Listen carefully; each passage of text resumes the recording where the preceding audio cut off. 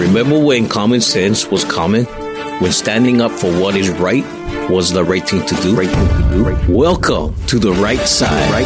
Common sense conversations about Hawaii's political landscape and how it affects you, your ohana, and your community. Join us for the next hour as we cut through the political noise and look at Hawaii from the right side, where public officials and community leaders discuss the policies that affect our future, strategies that move the needle, and highlight leaders that are stepping up to make a difference.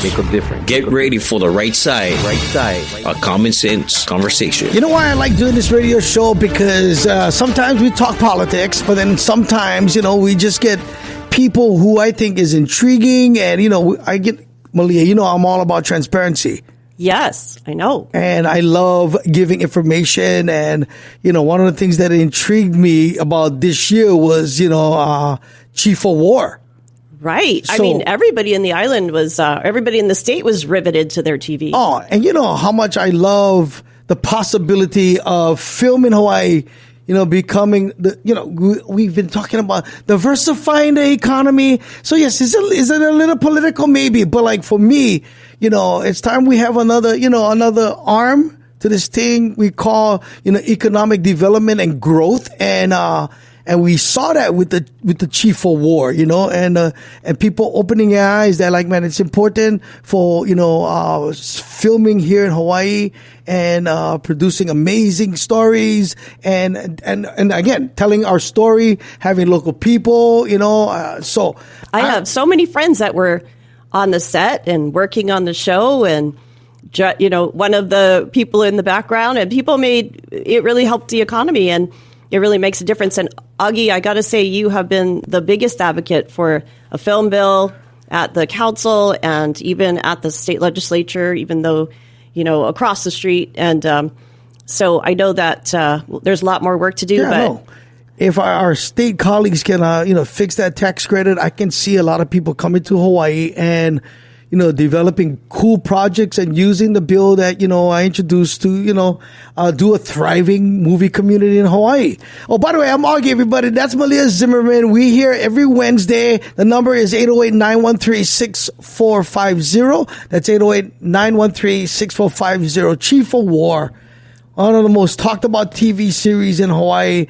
Everyone knows the, on-camera stars, of the Apple TV series. I'm a fan. Jason Momoa, Kaina Makua, the Taro farmer and a paddling coach. Hey, I've been seeing him at the paddling races. Yeah. He's really nice. Yeah, and I still cannot imagine you paddling for 7 hours.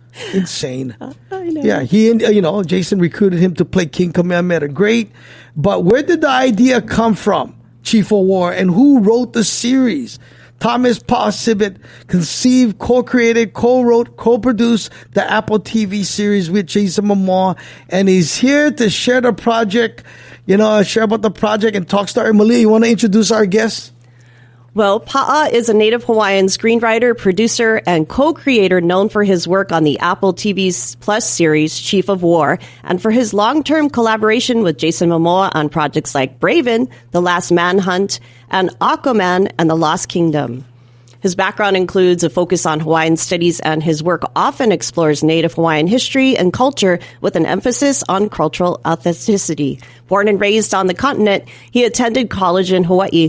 Inspired by his parents and grandparents, like many of us are, to keep Hawaiian culture alive through storytelling, song, and dance, he sees his work as a way to educate Polynesians and a global audience about Hawaiian history. He's a proud husband and father with roots in Hawaii and Washington State. Paul, welcome to the show, man. Hey, thank you. Mahalo, you guys. Thank you. Man, it's so awesome for having you on. I said I was so intrigued by it. Just amazed at what you guys did. So, when you get the opportunity, tell Jason, amazing. I hope, our lawmakers saw the possibilities. I think. Yeah, and look, it was really exciting to be in Hawaii for us, having roots in Hawaii, and, Jason and I both, our families are from, the west side. Mm-hmm. My wife is from North Shore, Kahuku. So we get it. And to be able to work in Hawaii and to see the crews work how really good they are. It just really kind of wanted us. We sort of started talking about doubling down and doing everything we can to bring more work. But it does start, like you say, with an environment for film in Hawaii. And so we're really wanting to be a part of that and helping to champion that, because the crews are really, really top notch. And it's worth filming in Hawaii for sure. No, and you saw that in the whole series. I mean, just amazing, And I do have a lot of friends that worked, on the set. So, one, I'm excited, about the possibilities. But two, man, we got to do whatever we can to, develop that industry and grow it. So, our stateside guys, it's the first time in a long time that the city went put, skin into the game by saying, look, we will do this thing to help developers come and build these movie studios, and the possibilities of what can be surrounding this thing can be the most amazing thing, So, the stories, one of the stories I read about, you said that you were working as a lifeguard in Hawaii when you started envisioning, your first script. Is that true? Can you tell me more about that moment and when you decided to start writing movies? Yeah, no, that is true. So I was a waterfront safety lifeguard at Kualoa, secret beach. Back then we called it Secret Island. And, I was a Japanese briefer too, because I speak Japanese. And, I was just there. And I remember reading an article in the Honolulu Star Advertiser back when people used to read newspapers. And Sony was developing the Kamehameha movie back then. This was like 2005-ish. Yeah, I remember. I was doing radio. We were like all excited about that with the possibility of The Rock playing Kamehameha. Right, yeah. Right. And I remember when I read that article, because I never aspired to be a writer. I didn't know it was an applicable skill to make money. I didn't know you could make any money. But when I heard that, I just had this weird little light that went off in my head that says, oh, if Hollywood wants a Hawaiian story, I bet I could do that, So it just was something that sparked at least the interest on trying to figure out how to do it, and that maybe it was something that I could do. So it just kind of started that, really, literally from Kualoa Beach. It just spread into what it is. And I remember actually my last day at Kualoa when I was leaving, because I was there when they filmed some of Lost. I was there when they filmed. What was it? Ben Stiller movie. Uh-huh. And, so I remember thinking, man, one day I'm going to come back and I'm going to bring a movie here. And it kind of came full circle when we were scouting Kualoa for Chief of War. I was like, wow, yeah, it happened. It really happened. I'm here. Man, that must have been a chicken skin moment to, I think for any kid or any person that, have dreams, to see it come alive. It's just, that's the kind of stories that we want to hear. We want to hear stories of, positivity, that when you put your mind and heart to something, things come about and we're seeing it happen. Dude, like I said, still blown away. I can't wait to see what happens in season 2. Right. Yeah, well, I appreciate that. I appreciate that because, and maybe this is for a little bit deeper into the conversation, but the truth is this whole, putting your mind to it and seeing something happen, there is a deeper lesson and kind of how I went about things to get there. Mm-hmm. And I can look back on now and say, yeah, there is actually it's a lot of work. It takes a lot of mental effort, but that is very real. And I applied that concept to get where I am today. So, maybe there is a little bit of a deeper conversation that can happen in that. But yeah, I believe that. I believe that, we're only limited to, what our aspirations are limiting us to, you know what I mean? And, I don't know. That's a whole other sermon in and of itself. No. Hey, when you get back, hopefully we'll spend more time and, we can have a long conversation because, this is radio and everything's, on a break and we got to come back and, recap what we said. But I can't wait to sit down and talk with you and, do this long form interview, but we'll come back. And Malia has a question. We're talking to Thomas Paʻa Sibbett, one of the writers of Chief of War, one of the most epic series in 2025. It's The Right Side, a common sense conversation. Hope you guys having a great day. Welcome back to The Right Side. with Hawaii public officials and community leaders. Let's get back to Common Sense Conversations. Welcome back, everybody. 808-913-6450. We talking film, and we talking with Thomas Paʻa Sibbett, writer of Chief of War, Malia. Paʻa, one of the unusual parts of your story is that you're self-taught. How did you go about teaching yourself to be a script writer, and how did the ideas for the script come to you? That's a good question. It really just started off with that drive to do something, right? I didn't know how to write, never formally been trained. So I literally bought one book, and it wasn't even a good one. It was just like a structure of scripts and, how to kind of do that. What does the format look like? So I did that. But by extension, I knew that if I wanted to do this, then I would have to find different resources. I subscribe to every free newsletter for writers. I listened to a bunch of interviews. We're in a day and age too where your mentors don't have to be in the room with you, right? You can look people up, and people are, telling you everything they did on YouTube, or, you can find, a massive amount of information. I found a lot of professional writers had blogs back then. And so, I just did that. I just chased it down. I guess the trick was I was saturating myself in the thing that I was interested in. So that's what I did. I did that for about 5 years or so. Started writing scripts. I mean, I wrote maybe 3 scripts before I ever read one. It didn't even dawn on me to read a script. Wow. You know what I mean? So I was just going for it. I just kind of, I saw that it was attainable, or at least I believed it was attainable, even though all the research would have told me otherwise, that I had no place in doing this. But I just, I didn't listen to anybody. I didn't do anything. I just did my own thing. And I found my voice in the writing. That's a long story short. Well, and I hope that people were inspired by that, because, we were told stories of Kamehameha that, that we, some of us, like so locked into, it was just so nice for me. Maybe you had to cut around the edges or, do things a certain way. But like for me, it was like the story's being told. You know what I mean? The story's being told, and I just thought that was so cool. That when it comes to Chief of War, though, so like that was writing. Choosing to write was just a decision that happened in my 20s. Late 20s at that. But as far as like once I got into it, and I realized that I was actually okay at it, and I knew story because I grew up around storytellers. We all do, right? I mean, in Hawaii, we have so many different cultures, and they all bring in their own styles of storytelling, their own stories, which are all amazing. That like we grow up around storytellers. That's just by nature of being Hawaii. So you really found your voice after writing. It's the same thing with comedy. You won't ever find your voice unless you do stage time. So it took some time before you got to Chief of War, and you're just figuring out who you are as a person and shaping the the storyline and the thing that what built as the Chief of War today. Yeah. Well, and just as a side note, one thing I've always loved, not just the oratory of storytelling, but like I actually love Hawaiian history.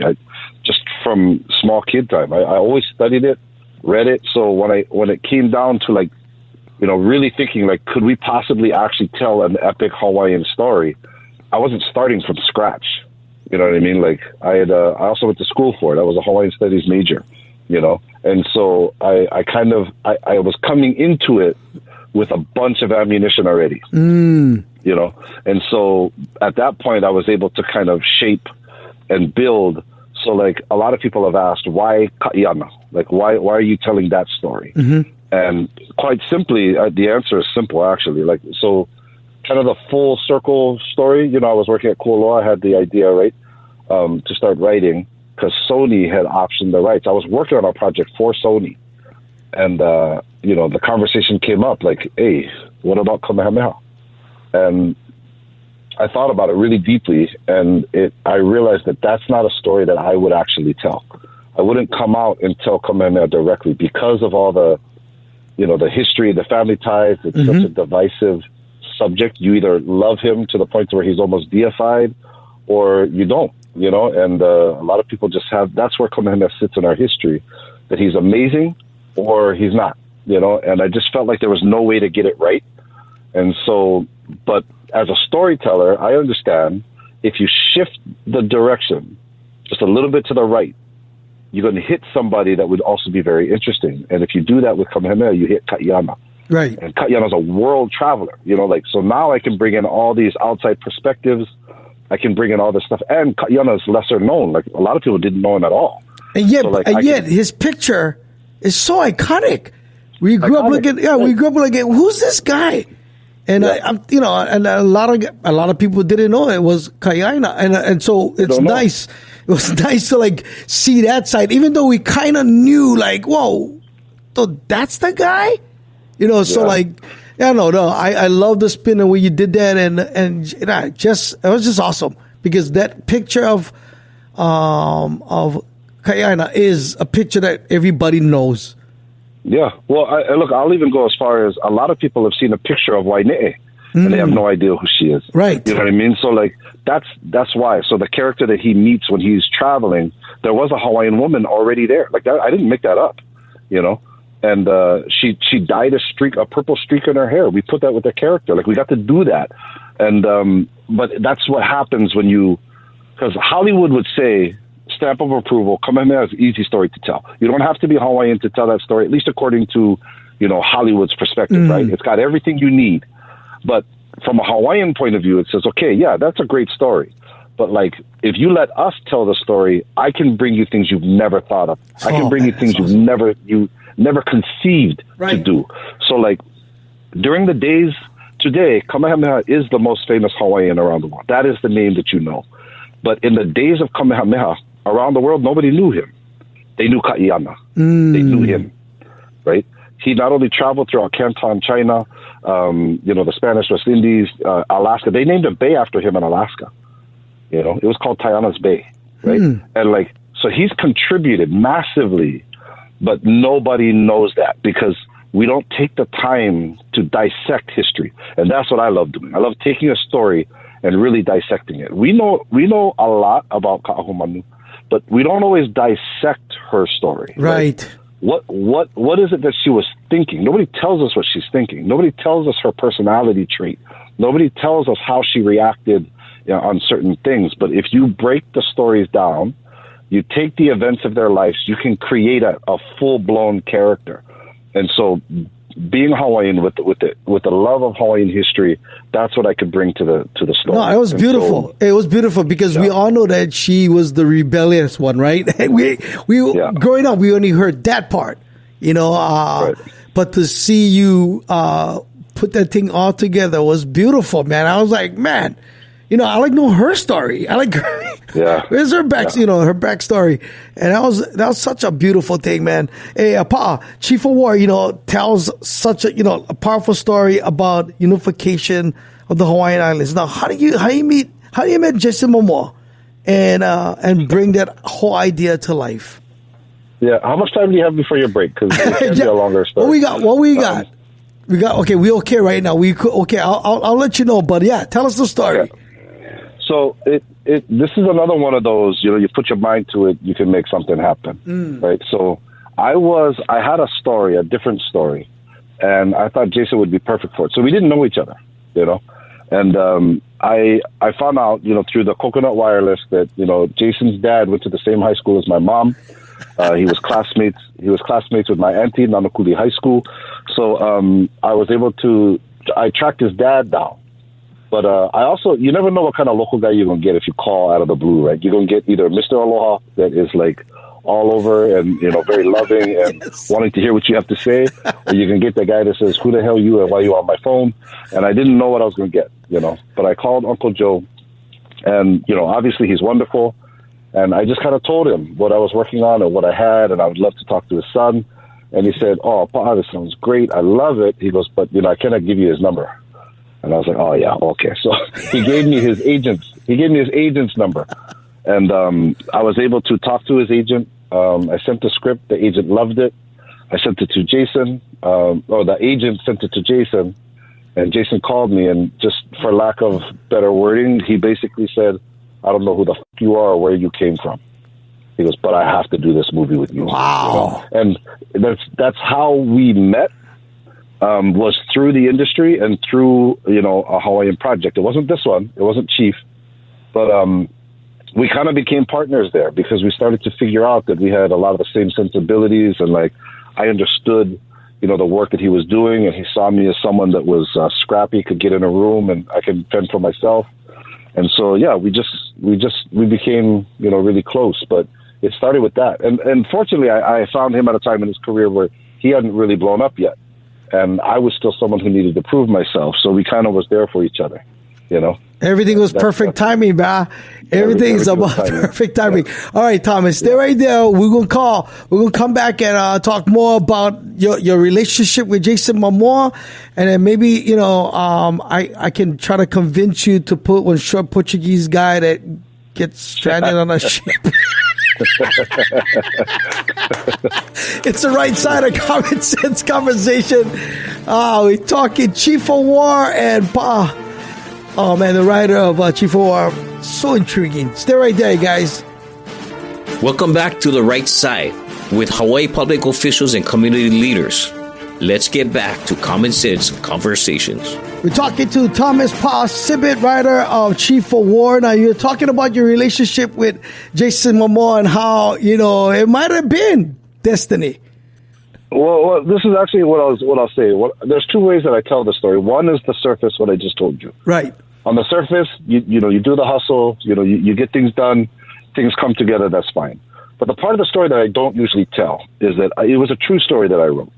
And it takes place on Kauai. It's the story of Kalui Ko'olau, the outlaw leper of Kauai. Yeah. And what I didn't know is that Jason had visited Kauai about a month before I sent him the script. And he heard the story of Ko'olau, Kalui Ko'olau. And he said that he developed a movie in his mind, that he saw it, he could just see what it was. And the script that I sent him, the reason why he was so I would love to work with you, I got to work with you, and we have to do this, is because he said that I literally wrote the movie that he saw in his mind. Wow.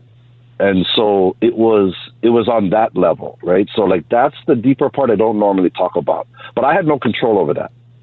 Jason had no control over that. We didn't know each other. You know what I mean? So and really, to be honest, I wrote that script about 2 years before I ever sent it to him. So this was something I had worked and developed in my mind as I'm trying to pursue and find what it is that I'm going to do. How am I going to take this writing to the next level? I was very intentional. I was very focused on getting it done. Never go to school, never knew anybody in the industry, but I knew that I could do it for just sheer, naivety, right?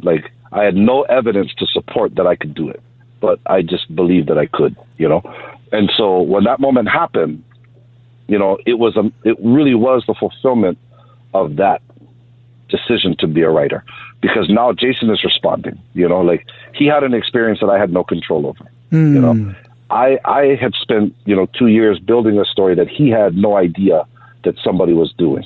So when those two things came together, in another conversation, Jason told me one time, he says, Paʻa, he goes, our working relationship, how we do this stuff, he goes, I actually believe that I manifested you. He told that to me. And then I told him, I says, look, I said, don't take this away from me. I manifested you. That's my power. You cannot do that to me. You know what I mean? Because that's how it works, though. Right. That's how that manifestation works. It's like you come into alignment with other people that can support and help you. That's the one secret, and the one thing that people don't understand is at work. When you make a decision and you moving forward with that intention, it's not based purely on your ability. There are other things, outside forces, that will bring you into alignment. No, I always No, I always tell kids, what's your intention? You have to know your intention before you can move forward. A lot of us want to do things, but what's your intention? What's inside of you that's making you wake up every morning and go, I gotta do this. Right. And it has to be the thing that's stronger than your need to pick up and scroll through your phone. Absolutely. It has to be that thing that's stronger than all the things that you would delay and procrastinate for, And that's when you do that, when you have the ability to put those things down and focus on what you want, everything just gets out of your way, and you get put into a frequency to where it can happen. Yeah. So, I don't know. I'm a believer in that because I've felt it, I've seen it, and I can also pinpoint the moments in my life where if I wasn't aware, I would have missed it. Oh, that's awesome. I would have missed it. That's so cool, man. That's so cool. Yeah. Pa'a, the show features unique historical elements, like everyone remembers the sled race, the Holua sled race. Yeah. Can you share more about how your education in Hawaiian studies contributed to the authenticity of the plot, and maybe So good too, by the share way. some about that sled race? Yeah, well, look, that in particular one, it actually was an idea from a professor of mine. Uncle Bill Wallace, he used to be a judge in Honolulu, and he was the dean of the Hawaiian Studies program when I was in school, and he told me of this Holua track on Molokai that went off of a 200-foot cliff, and it just sounded so amazing to me. But the fact that it's based on something real, that's what I love. So when you watch Chief of War, there's a lot of these moments that people would be like, that's awesome, but that's just Hollywood, that's just movie magic. That's just like. They're going way too far to present something like that, even though it's enjoyable to watch. And I wanted to make sure that everything could be pointed to. You know what I mean? Yeah, no, that was awesome, dude. Yeah, like I said, there's so many times in the whole season that got me like squeezing my couch, like, oh, I have to admit, I ran out of the room a few times and said, "What's going on out there?" Because I'm such a wuss. Awesome. And then I DM'd Jason. I said, "Thanks for making me cry, bro." It's like they're seeing, and he was going through some times because I watched his TikTok talking about, I believe it was episode 8. Yeah. Yeah. And he was talking about what he was going through personally, and you could see that in the film. And it was amazing. Sometimes I appreciate that, and I will say this, Augie, I didn't get that DM, but I don't check my my social media that much, so I guess you forgot to reach out to me. But but I get your number. Sorry, bro. I'm manifesting you all the time now. It's all good. No, but I appreciate that. That's what we wanted it to do. I mean, the byproduct of the show was really just a showcase of Hawaiian studies, a showcase of Hawaiian history. Did we get it all right? No. There was a lot. I mean, if we want to talk history, it's not like I don't know. It's not that I don't know the story about the Oahu 8, the priest. It's not like I don't know, the place of Kiwala'o or Kekuhaupio or anything like that. Like, I know it. But being at the helm of it, trying to create something. And let me be clear on this too. Chief of War was pitched and sold as a limited series, so we were never guaranteed for a season 2, never, right? Wow. So it was, how can I put in some of the coolest parts of the story, And remembering now, the story's not about Kamehameha, it's about Kaiana. So I'm telling Kamehameha events and storylines without directly telling them, right? So I couldn't get into certain aspects and things that I know people in Hawaii would love. But in the end, I wanted people to walk away and be able to say, even Hawaiians, right, that we got to discuss history. That's right. On a serious level. We get to discuss the nuances and the intricacies in a way that has never allowed us to do it before, right? Yeah. So, but you got everybody hanging. Yeah. You got everybody hanging. Oh my gosh, that last episode with the lava scene, that was terrifying. Yeah. And I kept thinking, hot feet, right? Yeah, and I'm sure you guys heard it, but this all goes into that whole thing, like even how Jason and I met, just the other forces that are at play. I'm sure you've heard the story, but the volcano actually was actively erupting at that time. Yeah. You heard that, yeah? Yes. Yeah. So that's what it was. We got to have these moments that were allowing us to feel like we were pono. These moments that was allowing us to know that if you're going to retell this story in the way that you're trying to do it, Hawaiian focused, right? Hawaiian created, Hawaiian produced, written, Hawaiian acted and directed, then the earth, Hawaii moved for us as well. So you're going to retell the story of an eruption? Okay, I got you. And the island responded. How's that? You want to tell the story of Kamehameha? Okay, great. When you intro Kamehameha, I'm going to send you a rainbow. You know what I mean? You guys heard about that one, yeah? Yeah, no. I heard I heard the backstory, and man. I didn't. Okay, go ahead. What's the backstory on the rainbow? I heard about that there's still footprints at the volcano for real, that their footprints. Yeah. So Yeah, we're retelling a story of an eruption. Yeah. The volcano erupted for us. You know, the sign for a chief in Hawaii was a rainbow, right? Like, Right. That's what the as far as what I was told, the mahi ole, the feather helmet. That's why it's crescent shaped. It's showing pio, that the bow of a rainbow. So they're always standing under one. When we introduced Kamehameha's character, he comes out of the water. There's a rainbow that arcs. Correct. That wasn't in the script. It showed up. How cool is that? And what I didn't know that Kaina's middle name is Anuenui, which means rainbow. So here's Kaina as a Kanaka representing Kamehameha, standing, and for all intents and purposes, from everybody's opinion, Kaina is the chief, right? Like, as a person, he is a chief. Like, he is that type of person. So the rainbow arcs for him. Anuenui, that's his name, arcs for him. But for the character that everybody is being introduced to, the world's being introduced to Kamehameha, the sign of a rainbow had to be present. It had to.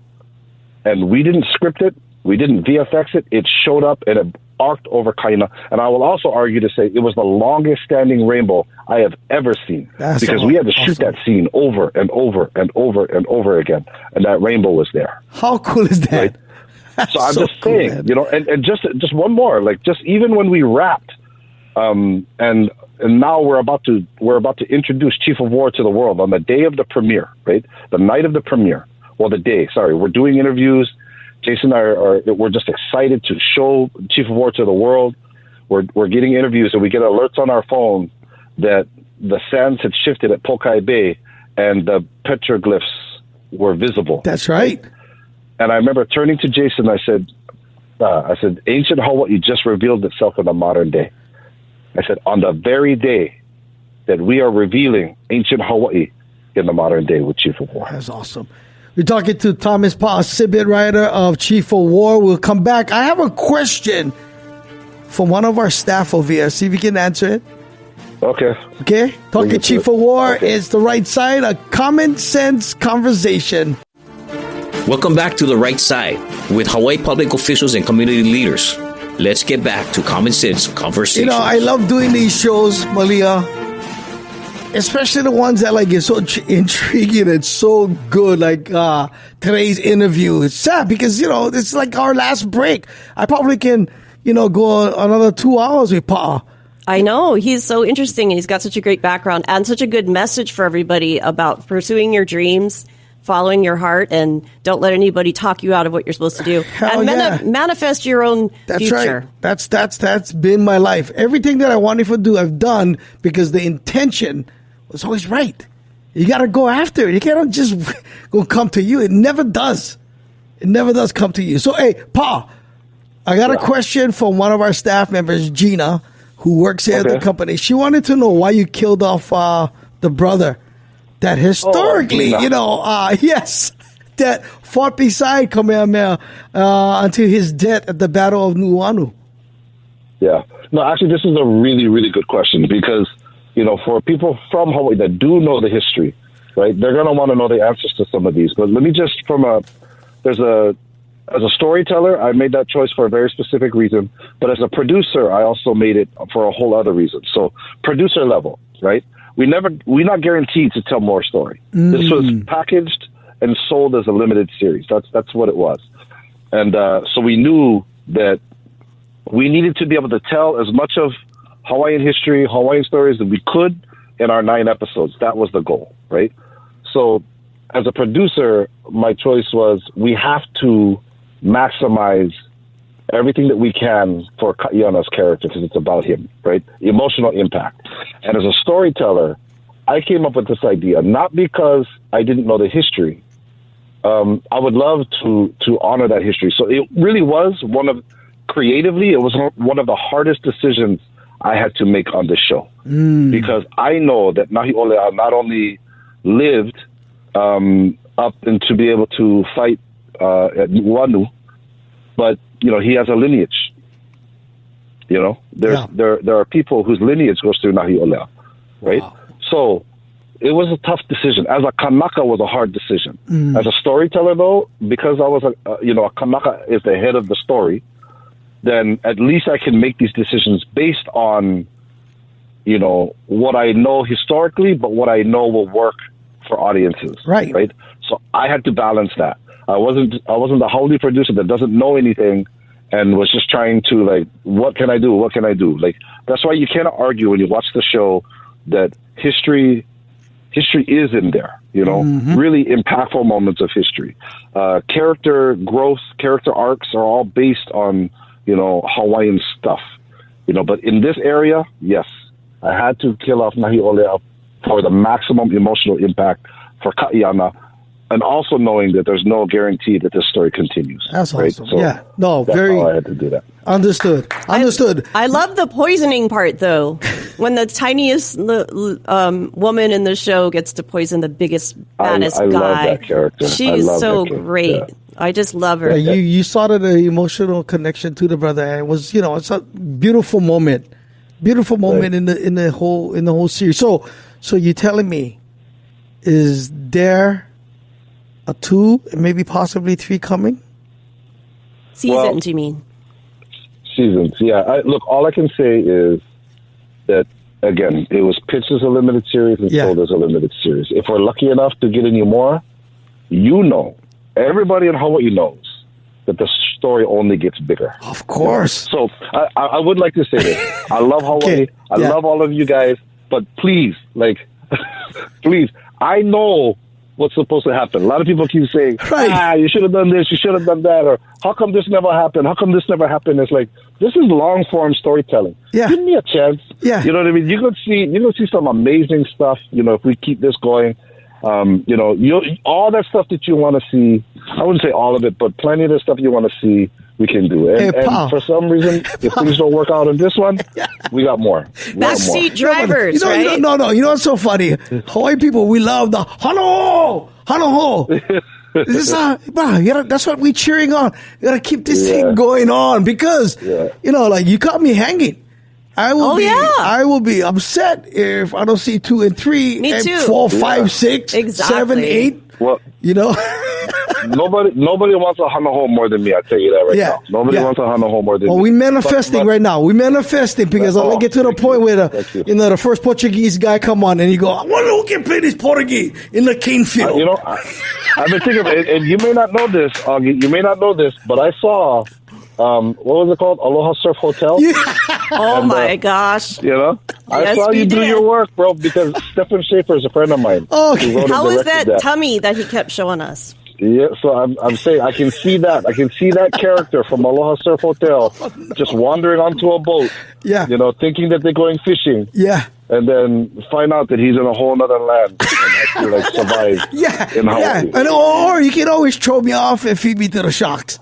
That was another cool scene with the shark. Dude, wow, that was a great scene in the beginning. Everything. Go ahead, Malia. Oh, yeah. So maybe just what is the most rewarding aspect of bringing this important Hawaiian story to life? And also maybe you shared some surprising things that happened, like the rainbow, the lava, the volcano and so on. But if there's anything that comes to mind that you didn't mention.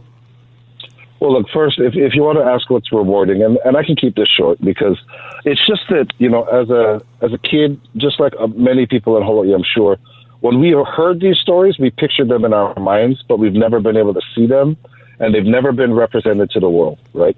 So to just know that even this season existed, that people get to watch it, and we get to, not only as us Kanaka, we get an opportunity to talk about Hawaiian history in a different way, like we've seen some representation, so it allows us to have the conversations, good and bad, by the way, good and bad.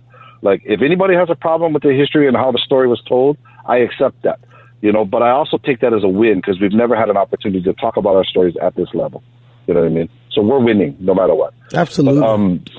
But also the other reason that the show was made was for everybody outside of Hawaii that knows nothing, except for, hula girls and beach boys and, flower lays and aloha. It was for them to start to look at us different, reevaluate, what it is, what they think a Hawaiian is, or people from Hawaii.